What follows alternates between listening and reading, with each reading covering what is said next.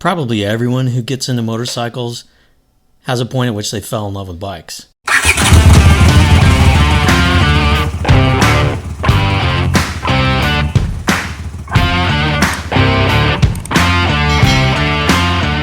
For me, it was when my father brought home an ugly, yellow, neglected CT90, Honda trail bike. I'd grown up hearing a few stories of my dad, single and in his 20s, how his uncle sold him an old 48 Indian Chief that his uncle couldn't ride anymore.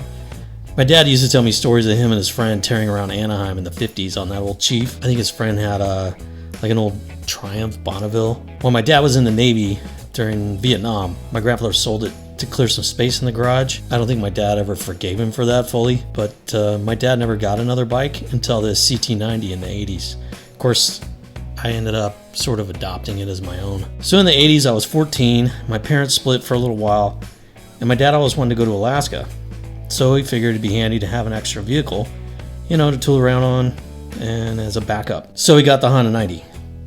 I ended up going with him on that trip, and I got used to riding around the wilds of the Matanuska River Valley, around Palmer, Wasilla, Alaska. At 14, 15, I thought it was pretty cool. My parents ended up getting back together a few months later, and my dad and I came back to Central California.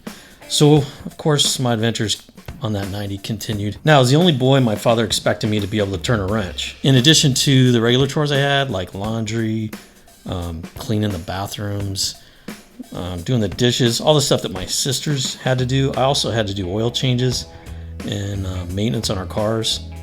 One year my dad had me tear down and replace the 350 Chevy in his old Land Cruiser, and I learned a ton about tools and the basic workings of an engine that summer. So at an early age, I started to build a love for modifying, all kinds of mechanical things. Even before all that, back in grade school, I was modifying my toys, trying to improve the looks or even the performance, modifying Hot Wheel bodies to fit on my slot car frames. I once took an RC Lamborghini and installed the axles from an old Tonka truck that I had to give the car better ground clearance so I could drive it around outside. I ruined a lot of toys experimenting with mods. So after the CT90, I went through a number of bikes. I think my next bike, when I was just out of high school, was a Vespa Piaggio that I got from my roommate. Then I got my first CX500 when I was in my early 20s.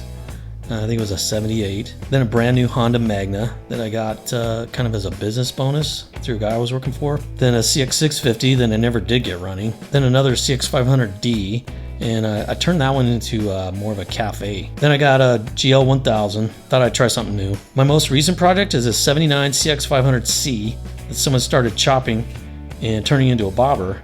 But then, like most projects, he let it sit for years and he ended up selling it to me. Now when I see almost any bike or car, the wheels in my head start turning and my mind begins to redesign it immediately.